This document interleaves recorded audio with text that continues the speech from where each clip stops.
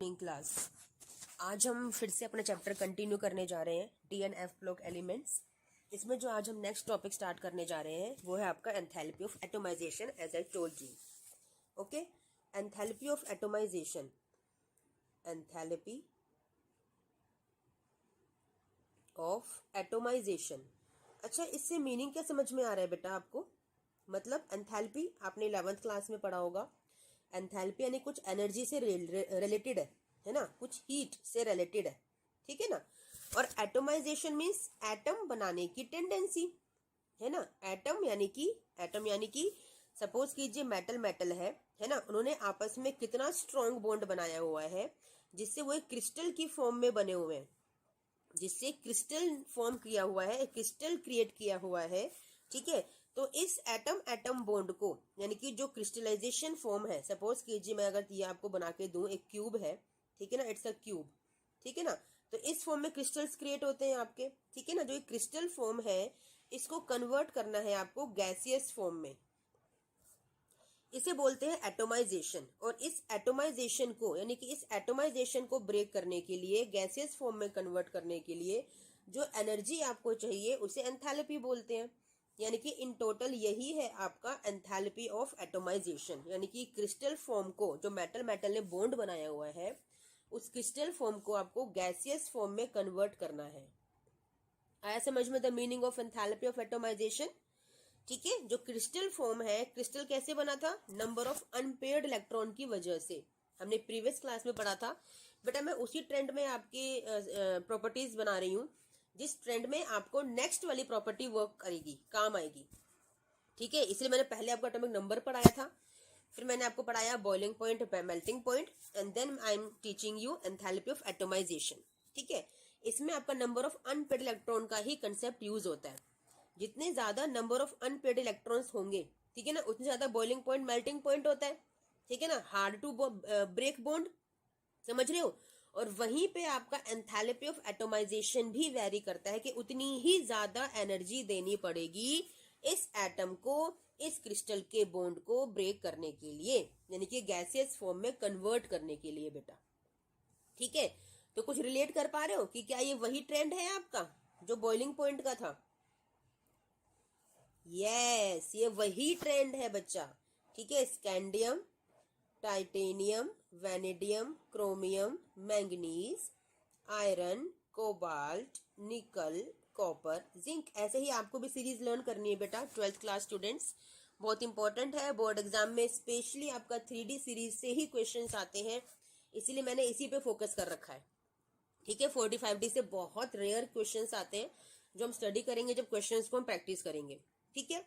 अब देखो ये आपका ऑर्डर है, आपने क्या देखा था बॉइलिंग पॉइंट के केस में कि आपका स्कैंडियम, टाइटेनियम, वैनेडियम, क्रोमियम, ठीक है ना, यहां तक आपका क्या कर रहा था, बॉइलिंग पॉइंट इंक्रीज कर रहा था due to number of unpaired electrons increasing, ठीक है ना। मैंगनीज में आपने देखा सडन डिक्रीज हुआ क्योंकि 5 बॉन्ड कोई नहीं बनाता, 5 बॉन्ड कोई नहीं बना सकता, तो सडनली क्या होता है, इसकी स्ट्रेंथ डिक्रीज कर जाती है और बॉइलिंग पॉइंट भी कम चाहिए तो बॉइलिंग पॉइंट भी लो हो जाता है। और यहाँ तो नंबर ऑफ अनपेयर्ड इलेक्ट्रॉन आपके थे ही कम, तो इसीलिए आपका बॉइलिंग पॉइंट डिक्रीज कर रहा था।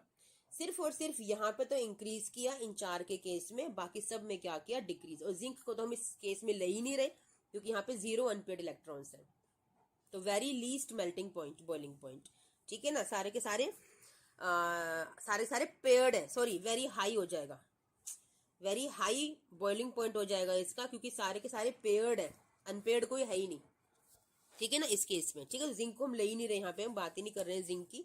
Very highest melting and boiling point because all are paired ना, वेरी हार्ड टू ब्रेक, ठीक है। एक तो इस कंसेप्ट से आप समझ सकते हो कि सबके सब जो इलेक्ट्रॉन से पेयर्ड है। एक आप ये भी कंसेप्ट ले सकते हो कि आपके जो 0 अनपेयर्ड इलेक्ट्रॉन है तो कोई पेयरिंग ही नहीं है, जब पेयरिंग नहीं है तो आपका वेरी स्मॉलेस्ट हो जाएगा, है ना, बहुत कम बॉइलिंग पॉइंट हो जाएगा। लेकिन बच्चा आप ये देखो ना, सारे पेयर्ड है, अपने आप में ही स्टेबल कंडीशन है, अपने आप में मजबूत है वो, तो यहाँ पे इस केस में तो हाईएस्ट मेल्टिंग पॉइंट भी होना चाहिए इसका, है ना, और 0 की वजह से आपका लोवेस्ट भी होना चाहिए। तो फिर हाँ बच्चा, तो फिर क्या होना चाहिए, सोचो जरा, मेरे कहने पे मत जाओ बस खाली बेटा, अपना भी दिमाग लगाना चाहिए। देखो बच्चा, हम कंसेप्ट ले रहे हैं सिर्फ और सिर्फ पेयरिंग वाला बॉइलिंग पॉइंट के लिए। अब जब हमने कहा पेयरिंग है तो फिर हम तो अनपेयर्ड की बात कर रहे हैं ना, जीरो अनपेयर्ड है ना, पेयरिंग ही नहीं है भैया। इतना इजी है इसके बॉन्ड को ब्रेक करना, तो स्ट्रॉन्ग नहीं है। नो, अपना दिमाग लगाओ, ये वाला होगा लोवेस्ट वाला, ठीक है। यहाँ पे कोई कंसेप्ट नहीं लगेगा पेयरिंग वाला, अनपेयर्ड वाला कंसेप्ट लगेगा कि boiling point is very low, क्योंकि जीरो अनपेयर्ड इलेक्ट्रॉन्स है। और जीरो का मतलब बड़ा इजी है भाई बॉन्ड ब्रेक करना, ठीक है। चलिए हम जिंक की बात नहीं कर रहे हैं, हम एंथैल्पी ऑफ एटोमाइजेशन की बात कर रहे हैं, ठीक है। एंथैल्पी ऑफ एटोमाइजेशन पे चलते हैं। अब देखो जैसे बॉइलिंग पॉइंट के कंसेप्ट में आपने देखा ना, वही सेम कंसेप्ट आपका लगने वाला है एंथैल्पी ऑफ एटोमाइजेशन में, ठीक है। चलिए मैं आपको शो करती हूँ आपकी एनसीईआरटी की पीडीएफ, जो उन्होंने ग्राफ गिवन किया हुआ है, वहां से आपको ज्यादा अच्छे समझ में आएगा। Yes students, this is given graph in your NCERT enthalpy of atomization। जैसे क्लियरली विजिबल है, फिर से आपका 3D सीरीज 4D सीरीज का दे रखा है, यानी कि डाउन द ग्रुप आपकी एंथैल्पी ऑफ एटोमाइजेशन इंक्रीज करती है। अभी तक जो भी ट्रेंड आपने देखा डाउन द ग्रुप, वो इंक्रीज ही कर रहा था, है ना। सो कंफ्यूजन की कोई बात ही नहीं है। अब देखो आपको फिर से दिख रहा है कि पहले इंक्रीज किया बॉइलिंग पॉइंट की तरह, फिर मैंगनीज सडनली आपका डिक्रीज किया, और फिर आपका इंक्रीज करते हुए फिर डिक्रीज कर रहा है एंथैल्पी ऑफ एटोमाइजेशन। यानी कि ऐसा ट्रेंड कुछ देखने को मिल रहा है इस तरह से 3 के जैसा।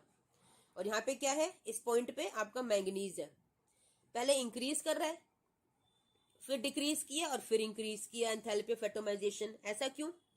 वही केस है बेटा अनपेयर्ड इलेक्ट्रॉन का, बॉइलिंग पॉइंट वाला ही केस है कि बॉन्ड को ब्रेक करने में कितनी ज्यादा एनर्जी लगानी पड़ेगी, ठीक है। तो जितने ज्यादा अनपेयर्ड इलेक्ट्रॉन्स होंगे उतना ज्यादा स्ट्रॉन्ग बॉन्ड बनाएंगे, तो उतना ज्यादा अच्छा स्ट्रॉन्ग क्रिस्टल फॉर्म होगा, और गैसेस में कन्वर्ट करने के लिए उसको उतनी ज्यादा एनर्जी लगानी पड़ेगी। तो it means number of unpaired electrons more means enthalpy of atomisation is also more. Understood my point, ठीक है। ये बस यही इस चैप्टर के सॉरी इस प्रॉपर्टी के अंदर था, इस चैप्टर में आपका एंथैल्पी ऑफ एटोमाइजेशन के अंदर, ठीक है। ये जो ग्राफ आपको ऐसा दिखाई दिया ना, इंक्रीज से डिक्रीज करता हुआ, इसका रीजन वही है, ठीक है ना, वही रीजन है। देखो ये सब डिक्रीज कर रहे हैं, ये सब डिक्रीज कर रहे हैं, है ना, वही रीजन है आपका कि बॉन्ड जितने ज्यादा कम होते चले गए यहाँ पर, तो एंथैल्पी ऑफ एटोमाइजेशन भी उतनी ही कम होती चली गई। तो all are depend only on number of unpaired electrons, ठीक है ना, all are depend only on number of unpaired electrons. चलिए ठीक है, ओके। अब नेक्स्ट प्रॉपर्टी जो हम चैप्टर में अब कंटिन्यू करेंगे अपनी नेक्स्ट वीडियो में, वो होगी आपकी आयोनाइजेशन एंथैल्पी, ठीक है। चलिए ओके, थैंक यू, बाय।